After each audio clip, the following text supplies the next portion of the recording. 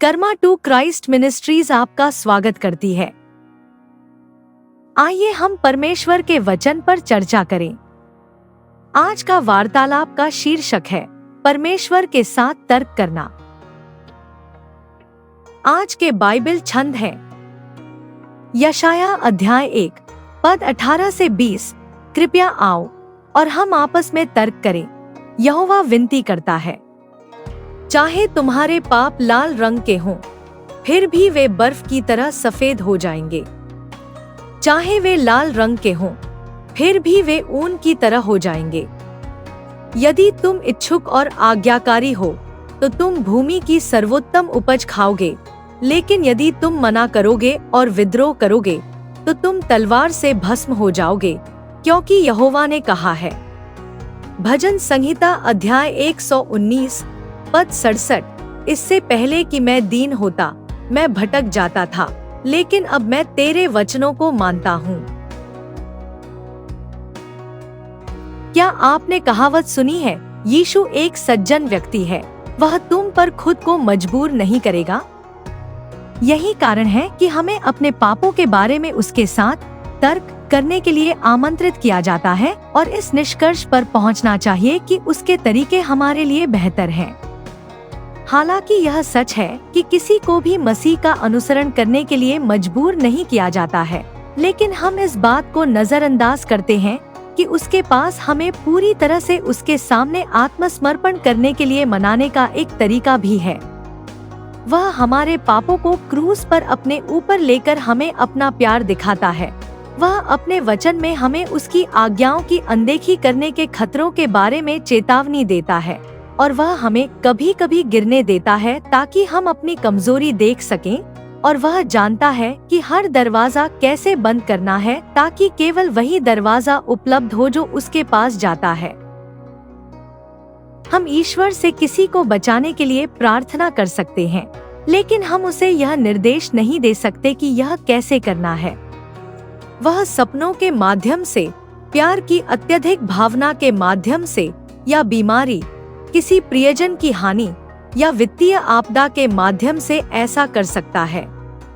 ध्यान रखें कि ईश्वर उस आत्मा की परवाह करता है जो हमेशा के लिए खो जाएगी और उस शरीर की नहीं जो धूल में मिल जाएगा।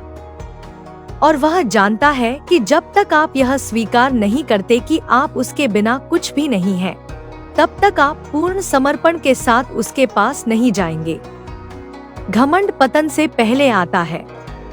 राजा दाऊद ने कबूल किया कि वह अपने कष्टों के शुरू होने से पहले विद्रोही था, लेकिन फिर उसने परमेश्वर की आज्ञाओं का पालन करना सीखा। लेकिन फिर भी यदि आप अभी स्वर्ग का अनुभव करना चाहते हैं, तो आपको मसीह को अपने हृदय में स्वीकार करने के लिए तैयार रहना होगा। बॉब गास कहते हैं, क्या आप सीखने के लिए तैयार हैं? आज्ञा मानने के लिए तैयार हैं? बदलने के लिए तैयार हैं? काम करने के लिए तैयार हैं? या क्या आप कम से कम तैयार किए जाने के लिए तैयार हैं? यदि आप हैं, तो यह एक शुरुआत है।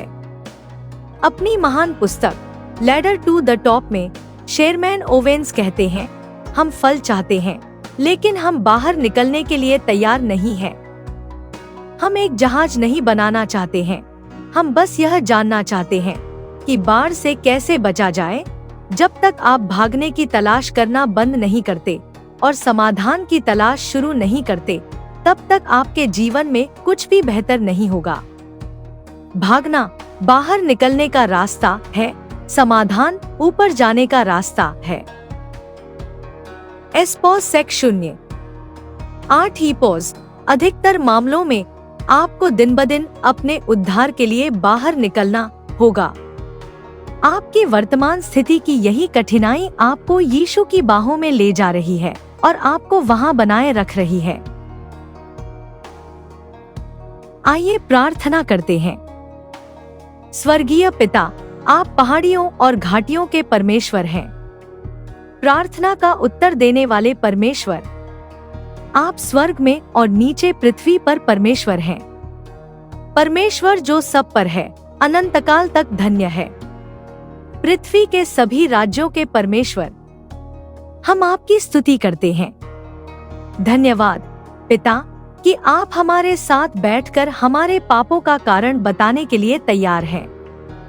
हमें पूर्ण क्षमा और आपके साथ एक नई शुरुआत देने के लिए धन्यवाद। अपने पापों को आपसे छिपाने और अपनी गलतियों को अनदेखा करने के लिए हमें क्षमा करें। हमें उस अभिमान के लिए क्षमा करें जो हमें यह स्वीकार करने की अनुमति नहीं देता है कि हमें सभी चीजों के लिए आपकी आवश्यकता है। हम आपसे प्रार्थना करते हैं कि आप हमारी आत्माओं को सुरक्षित रखने और हमारे प्रियजनों को बचाने के लिए जो कुछ भी करना है करें। हम जानते हैं कि आप हमारे जीवन में जो कुछ भी होने देते हैं वह हमारे अपने भले के लिए होता है, एक बार जब हम अपना जीवन आपको समर्पित कर देते हैं। हम घोषणा करते हैं कि हम आपके वचन का पालन करना शुरू करेंगे और आज हमारे जीवन में चीजें बदल जाएंगी। हम यीशु के शक्तिशाली नाम में मांगते हैं, आमीन।